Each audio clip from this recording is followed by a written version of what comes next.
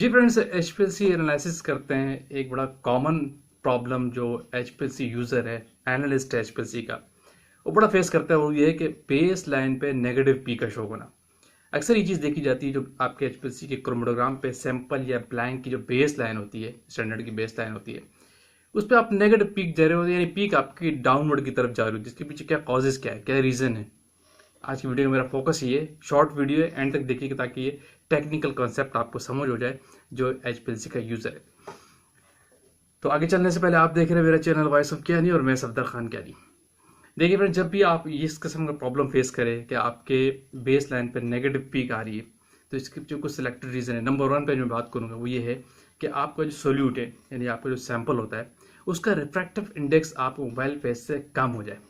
यानी जो जब आपको पता है जब लाइट पास होती है डिटेक्टर पे, एब्जॉर्ब हो रही होती है, आर आई डिटेक्टर जिसकी हम बात करते हैं, रिफ्रैक्टिव इंडेक्स जिसको हम कहते हैं, वो सोल्यूट का कम हो और मोबाइल फेस का ज़्यादा हो, तो इस केस में आपको नेगेटिव पीक नज़र आएगी, नेगेटिव पीक का आपको सामना करना पड़ेगा। दूसरा एक और बड़ा रीज़न ये कि आपका जो सॉल्वेंट जिसका आपकी सैंपल प्रिपरेशन करते हैं, जिसको हम डायल्यूएंट भी कह सकते हैं, वो और मोबाइल फेस में बहुत ज़्यादा कंपोजिशन में डिफरेंट हो।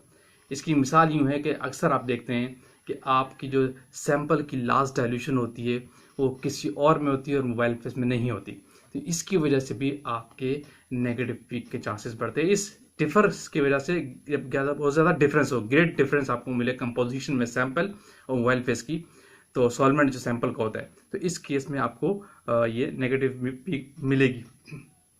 और इस केस में और भी बहुत सारे रीजन सामने आते कि आपके मोबाइल लास्ट डाइल्यूशंस और मोबाइल फेस सेम ना हो। इसलिए इसमें रिकमेंडेड ये होता है कि जब भी सैंपल की आप डाइल्यूशंस बनाएं, बेशक किसी और डायलूएंट पे आप डिजोल्व कर लें, लेकिन लास्ट डाइल्यूशन जो है आपकी वो मोबाइल फेस के अंदर होनी चाहिए, उसमें डिफरेंस नहीं होना चाहिए, सेम होना चाहिए। तो आपके सिस्टम चीज़ें अलाइन चल रही होती है, नेगेटिव पीक के चांस आपको कम लगेगी। ठीक है।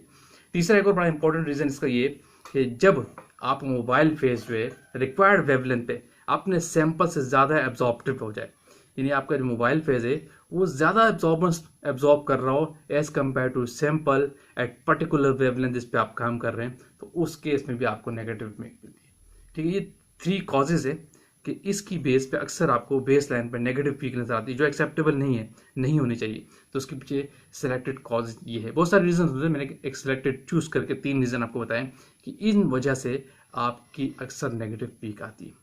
एक शॉर्ट वीडियो थी, होपफुली वीडियो आपने लाइक की होगी, तो शेयर कीजिए, कमेंट्स कीजिए, लाइक कीजिए, और जो चैनल पे न्यू है देन अगेन कहूँगा सब्सक्राइब लाजमी कीजिए ताकि इस तरह की टेक्निकल वीडियोस आप तक पहुँचती रहे। Thank you for watching. अल्लाह हाफिज़।